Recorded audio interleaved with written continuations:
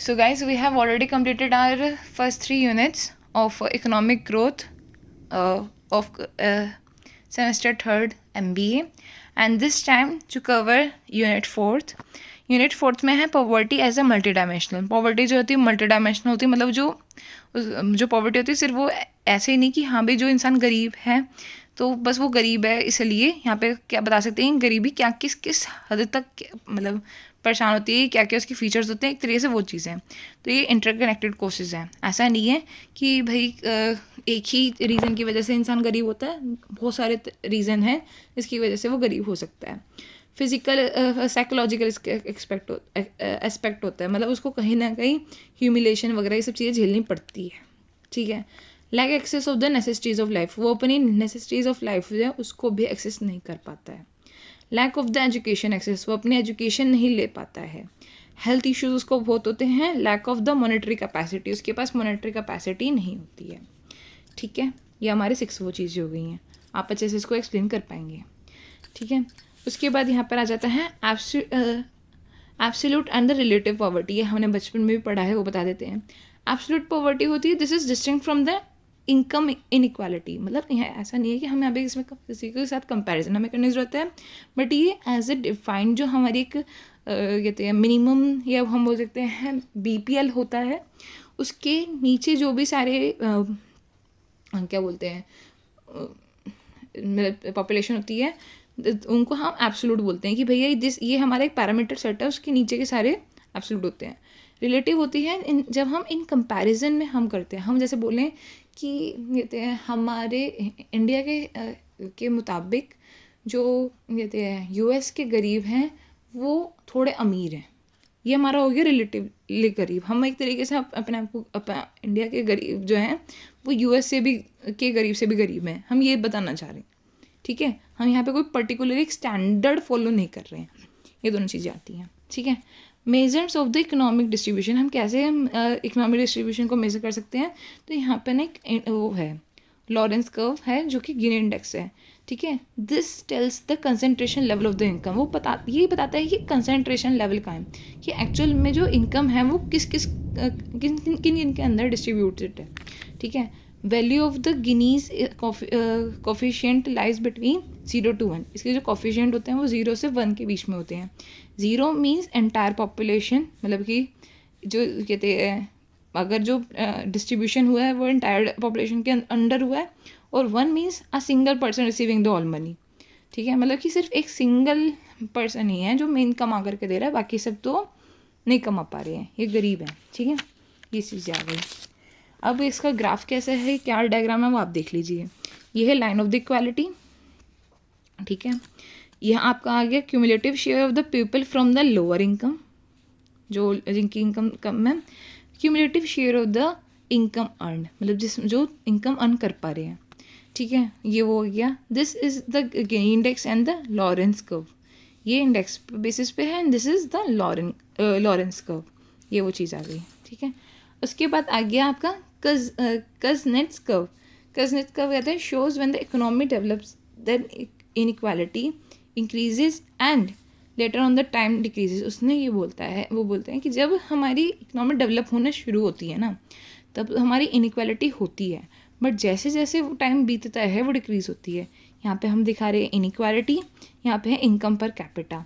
आप देख रहे हो अगर in the prior stages it is increasing the inequality but later on it is decreasing. ये हमारा कज़नेट्स कर्व कहता है. ठीक है. उसके बाद आ जाता है हमारा डेमोग्राफिक ट्रांजिशन. डेमोग्राफिक ट्रांजिशन है कि भैया कैसे कैसे हमारे डेमोग्राफिक जो है पॉपुलेशन जो है वो चेंज होती है. वो कहते हैं जो पहली स्टेज थी, जो स्टार्टिंग एकदम प्रायर स्टेज थी, वो थी हमारी हाई फर्टिलिटी एंड मोर्टालिटी. मतलब कि बच्चे ज़्यादा भी पैदा हो रहे थे क्योंकि कोई एजुकेशन नहीं थी, और मर भी ज़्यादा रहे थे क्योंकि भैया हमारे पास उतनी फैसिलिटीज़ नहीं थी, इंफ्रास्ट्रक्चर नहीं था. स्टेज 2 में क्या हुआ, डिक्लाइनिंग द मोर्टालिटी, कि भाई हमने थोड़े से जो भी हमारे इंफ्रास्ट्रक्चर थे हमने उसको बूस्टअप किया. उसके बाद क्या हुआ, स्टेज 3 में डिक्लाइनिंग द फर्टिलिटी. हमने जो भी हमारे एजुकेशन बढ़ाई और पॉपुलेशन ज़्यादा ना हो तो उसके लिए क्या क्या प्रॉपर एजुकेशन है वो हमने दी, तो डिक्लाइनिंग द फर्टिलिटी.